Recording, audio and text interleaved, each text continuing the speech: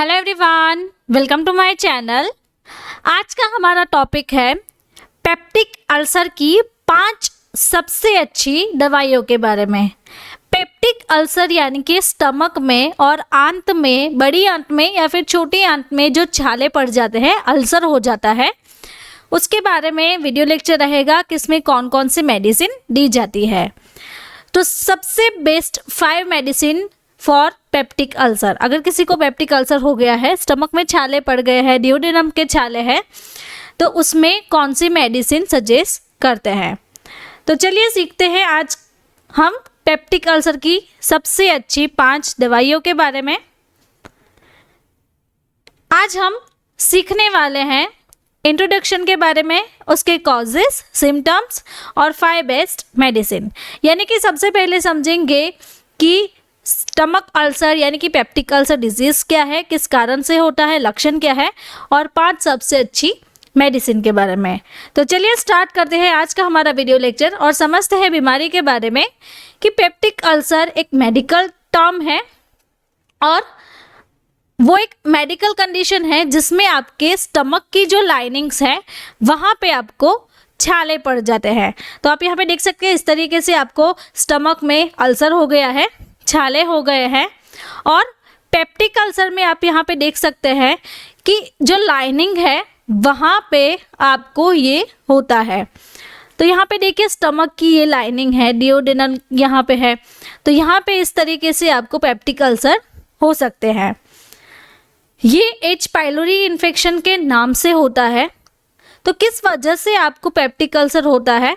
तो Helicobacter pylori यानी कि एच पाइलोरी का अगर आपको इन्फेक्शन है, आप ज़्यादातर और एक्सेसिव अल्कोहल पी रहे हैं या फिर यूज़ कर रहे हैं, आपको ज़्यादा वॉमिटिंग आ रही है, स्ट्रेस लेवल ज़्यादा हो गया है आपका, बाइल जो सॉल्ट और बाइल जो पिगमेंट्स बनते हैं उसका आपको रिफ्लक्स आता है, और आप एस्पिरिन या फिर एंटी इन्फ्लेमेटरी मेडिसिन्स का ज़्यादातर यूज़ करते हैं।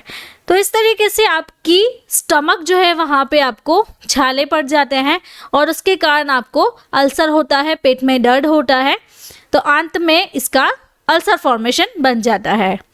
अब सिम्टम्स के बारे में देखेंगे कि इसके सिम्टम्स क्या है। जैसे कि आपका जो अपर एब्डोमेन है वहाँ पे आपको पेन होना, चेस्ट पेन रहता है, belching, heart burn, indigestion, food digest नहीं होता है, नोजिया, वॉमिटिंग, एक्सेसिव गैस बनता है। तो यहाँ पे आप देख सकते हैं नोजिया वॉमिटिंग हो रही है, then indigestion, stomach burning, hiccup यानी कि हिचकी आना, एब्डोमिनल पेन, एब्डोमिनल ब्लोटिंग रहना, और आपको ब्लैक तरह का स्टूल यानी कि ये जो पोटी बनती है वो इस तरीके से हो सकती है, भूख भी कम लगती है।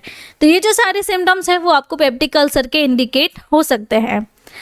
आगे बढ़ते हैं और देखते हैं अदर सिम्टम्स, जैसे कि फटीग, थकान रहना, स्टमक का भी फूल लगता है, बड़ा बड़ा सा पेट लगता है बिकॉज आपको भूख ही नहीं है, लॉस ऑफ एपेटाइट, एब्डोमेन में डिस्कम्फर्ट रहना, हिकअप्स आना, ब्लैक स्टूल, वॉमिटिंग। तो यही सारी जो सिम्टम्स है वो आपको पेप्टिक अल्सर की रहती है। नाउ वीडियो के बीच में मैं आपको बताना चाहती हूँ, हमारी एक बुक है जिसका नाम है डिजीज एंड ट्रीटमेंट। तो आप यहाँ पे इस वीडियो में देख सकते हैं, इस तरीके से पूरी कलर प्रिंटेड बुक आएगी। आपको भी हमारे साथ इसे ही स्टडी करना अच्छा लगता है और आपको हमारी ये बुक चाहिए, तो उसके लिए आप हमें इस व्हाट्सअप नंबर के थ्रू कॉन्टेक्ट करें और अपनी बुक आप ₹749 में ऑर्डर कर सकते हैं।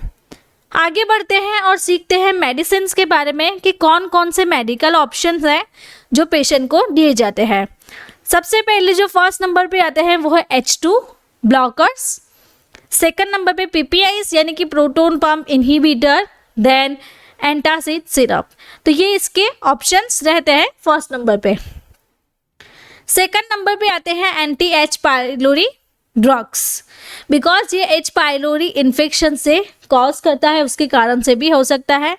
Cytoprotective agent, herbal natural medicine and H pylori kit आती है, तो आप इसे भी चूज कर सकते हैं और पेशेंट को दे भी सकते हैं।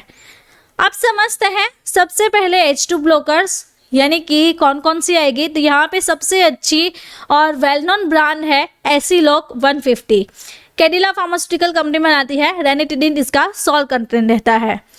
तो रेनिटेडिन का जो डोज है वो 150 से 300 mg दिन में 2 बार पेशेंट को देने की होती है। देन फेमोटिडिन उसका जो डोज है वो है 20 mg दिन में 2 बार। साइमिटिडिन 400 टू 800 mg रहता है। अगर कोई पेशेंट 800 mg लेता है तो वो उसे दिन में 1 बार देनी है, और अगर कोई 400 mg ले रहा है तो उसे दिन में 2 बार प्रिस्क्राइब कर सकते हैं। देन उसके बाद रोक्साटिडिन वो 75 mg दिन में 2 बार पेशेंट को प्रिस्क्राइब करते हैं। आगे बढ़ते हैं और सीखते हैं पीपीआईज के बारे में, यानी कि प्रोटॉन पंप इनहिबिटर्स। तो उसमें आती है omeprazole 20 to 60 mg per day. तो यहाँ पे डॉक्टर रेड्डी की ओमेज 40 आती है, यहाँ पे आप देख सकते हैं, ब्लिस्टर पैकेजिंग में अवेलेबल है। Then pantoprazole, rabeprazole, lansoprazole and dexrabeprazole. तो इस तरीके से ये पीपीआईज यानी कि प्रोटॉन पंप इनहिबिटर्स है, ये भी आप पेशेंट को सजेस्ट कर सकते हैं। देन अगर किसी पेशेंट को एंटासिड्स देनी है, सिरप और सस्पेंशन देना है, तो उसके लिए आप यहाँ पे देख सकते हैं डाइजिन है, वैल्यूसिड डी जो वेलोना फार्मास्यूटिकल कंपनी बनाती है, शुगर फ्री प्रोडक्ट है ये। तो इस तरीके से पेशेंट को ये सस्पेंशन और सिरप भी दे सकते हैं, जिसके कॉम्बिनेशन में है magnesium hydroxide, milk of magnesia, magnesium trisilicate, aluminium hydroxide gel, magaldrate and calcium carbonate. तो इसके डिफरेंट कॉम्बिनेशन में मार्केट में अवेलेबल रहता है। तो आप यहाँ पे देख सकते हैं ये जो वैल्यूसिड डी है उसमें एल्यूमिनियम हाइड्रोक्साइड, मैग्नीशियम हाइड्रोक्साइड, साइमेटिकॉन और डोम्पेरिडोन भी प्रेजेंट है। तो इस तरीके से एंटासिड एंड एंटी फ्लैटुलेंट यानी कि जो गैस बन रही है उससे आपको राहत के लिए वैल्यूसिड डी पेशेंट को सजेस्ट करते हैं। नाउ सीखते हैं आगे एंटी एच पाइलोरी ड्रग्स के बारे में। उसमें आती है amoxicillin, clarithromycin, metronidazole, tinidazole and tetracycline. Then आगे बढ़ते हैं और सीखते हैं साइटोप्रोटेक्टिव ड्रग्स जैसे कि सुक्रालफेट। तो सुक्रालफेट बहुत ही अच्छी ड्रग है, ज़्यादातर लोगों को ये सजेस्ट करते हैं।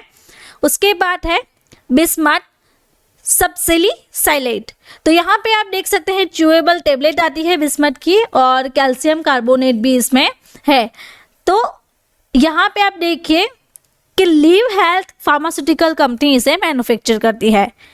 अब सीखते हैं हर्बल नेचुरल मेडिसिन के बारे में कि हर्बल में कौन कौन सी आप दे सकते हैं। तो हिमालय की हिमकोसीड एसएफ, डिफरेंट यहाँ पे फ्लेवर्स हैं जैसे कि बनाना, मिंट एंड सौफ। तो 3 वेरिएबल्स हैं, इसमें आप दे सकते हैं। डाबर पुदीन हरा, देन एसबीएल की निक्सोसिड सिरप। तो ये आप हर्बल मेडिकेशन में पेशेंट को सजेस्ट कर सकते हैं। अब बात करते हैं एचपी किट के बारे में। तो एचपी किट की 3 कॉम्बिनेशन टैबलेट आती है। तो यहाँ पे आप देख सकते हैं amoxicillin tablet USP, tinidazole tablet आती है इसमें, और ओमेप्राजोल कैप्सूल आती है। तो यहाँ पे आप देख सकते हैं ये जो है वो मॉर्निंग में आप एमोक्सिसिलिन लीजिए, देन दूसरे दिन मॉर्निंग में आप टिनिडाजोल एंड थर्ड डे आप मॉर्निंग में ओमेप्राजोल। अगर आप एमोक्सिसिलिन फर्स्ट डे ले रहे हैं तो उसके साथ रात में भी आपको एमोक्सिसिलिन, और ये रात के लिए है। इस तरीके से आप मेडिसिन ले सकते हैं। नाउ ये जो किट है वो आपको दिन में 2 डोज लेने हैं, और इस डोज का कॉम्बिनेशन किस पे डिपेंड होता है, तो पेशेंट की कंडीशंस पे, कितनी सीवियरिटी है उसके अकॉर्डिंग डोज डिपेंड होता है। अब सीखते हैं एचपी किट की साइड इफ़ेक्ट्स क्या है। तो साइड इफ़ेक्ट्स में यहाँ पे रहती है डायरिया, नोजिया, वॉमिटिंग, स्टमक में पेन रहना, फ्लैटुलेंस गैस बनना, डिजीनेस, चक्कर आ रहा है, थकान हो रही है, हेडेक रहना, स्किन पे रैसेस, माउथ में ड्राइनेस रहना, मेटालिक टेस्ट एंड ब्लैक आपकी टंग हो सकती है। तो ये एक डिसएडवांटेज रहता है कि आपकी जो टंग है वो ब्लैक रहती है एचपी किट से। तो यहाँ पे इस तरीके से इसकी पॉसिबल साइड इफ़ेक्ट्स रहती है, पेशेंट को ये साइड इफ़ेक्ट्स दिखती है। यहाँ पे आपको बताना चाहती हूँ मैं, अगर आपको फ्री में जानकारी चाहिए तो मेरे चैनल को सब्सक्राइब करें, जिसमें हम सीखते हैं घरगुती उपचार, डायरेक्ट इलाज और कम्प्लीटली फ्री कोर्स आपको रहेगा। तो जल्द ही से मेरे चैनल सेहत टॉक्स को सब्सक्राइब करें।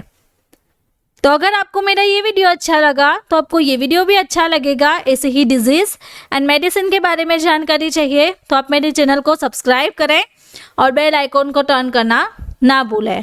Thank you for watching my video.